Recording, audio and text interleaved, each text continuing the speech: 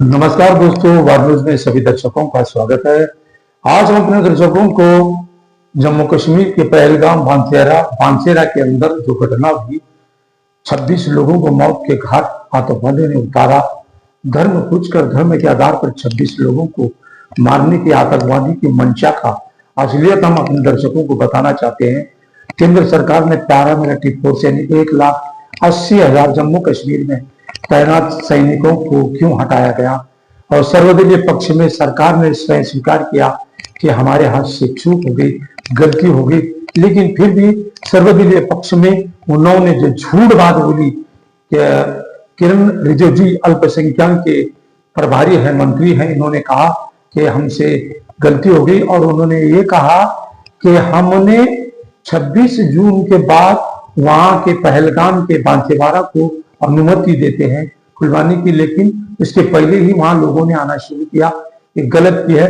और हिंदू की एक पत्रिका ने जिस तरह से जम्मू कश्मीर के डीजी डायरेक्टर इंस्पेक्टर जनरल से संपर्क करके पूछा, कहा कि यहाँ बरस के 12 महीने लोगों की आवाजाही रहती है, तो किस तरह से झूठ पकड़ा गया भाजपा का।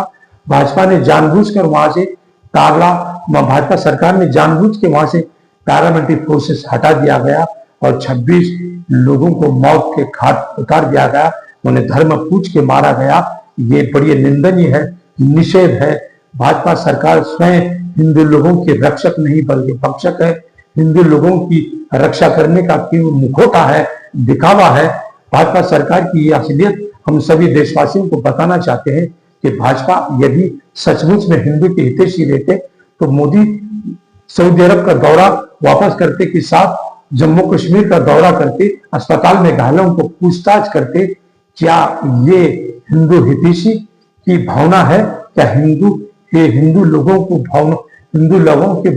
भावना को उकसाकर केवल राजनीतिक रोटियां सेकने का प्रयास है? अमित शाह, राजनाथ सिंह और जितने भी ये जिम्मेदार लोग हैं, इन्होंने इस तरह से कोई इस बात के लिए निषेध नहीं किया बल्कि अफसोस से जताया।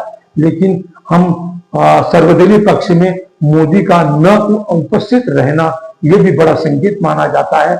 जिस तरह से सऊदी अरब से आए वो और सीधे बिहार की चुनावी सभा को संबोधित किया, ये हम अपने दर्शकों को बताना चाहते हैं। केवल हिंदू मुसलमान करके देश की राजनीति नहीं साध सकती। हम अपने दर्शकों को बताना चाहते हैं ये देश धर्मनिरपेक्ष है, संविधान की धारा पे चलता है। जिस तरह से 28 परिवार के मुखियों का घर उजड़ गया, उनकी बेबसी हो गई, कई लोग घायल अस्पताल में पड़े रहे, इनकी जिम्मेदारी कौन लेगा? क्या सरकार इनके परिवारों को वापस ला सकती है? केवल हिंदू मुस्लिम की नफरत करके देश में ये नफरत फैलाकर राजनीति साध नहीं सकती। जिस तरह से ये बंसेवाड़ा जो एरिया है, ये एरिया में इतनी यहाँ की जो पगडंडी जो रोड है, जो पहाड़ों की है, केवल गधे और खच्चर से ही यहाँ पे बैठकर सवार होकर इस पहलगाम में जा सकते हैं। ये बांसेवाड़ा का एरिया पूरा संक्रमण है। हम ये चाहते हैं कि जिस तरह से पाकिस्तान का पानी, सिंधु नदी का पानी हम पाकिस्तान को बंद करने की बात जो कह रहे हैं वह हास्यास्पद है। ये तो केवल संभव हो नहीं सकता, क्योंकि सिंधु नदी का बांध बनाने के लिए तकरीबन हमें 10 से 15 वर्ष लग जाएंगे। तो केवल पाकिस्तान का पानी बंद नहीं, पाकिस्तान पर आक्रामक कार्रवाई करना चाहिए।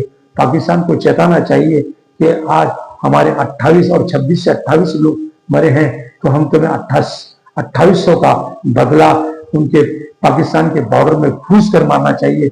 जिस तरह से हमने कारगिल युद्ध में पाकिस्तान को बता दिया था कि भारत के हौसले कितने बुलंद है, सेना के हौसले कितने बुलंद है। जिस तरह से ये घटना भी, इसका राजनीतिकरण नहीं होना चाहिए। लेकिन हम चाहते हैं कि भारत सरकार यानी मोदी सरकार हिंदू की हितैषी है, लेकिन हिंदू पुलवामा का केस आपके सामने है, उरी का है, पठानकोट का है और अब पहलगाम का है। हम चाहते हैं कि सरकार और देश कितने हितैषी हैं। हम चाहते हैं कि हमारे देश के जो 28 लोगों को मारा गया, वो शहीद हो गए। हम आतंकवादियों की वो तस्वीर भी दिखाते हैं कितने हौसले बुलंद हैं आतंकवादियों के। देखते रहिए वार न्यूज। धन्यवाद।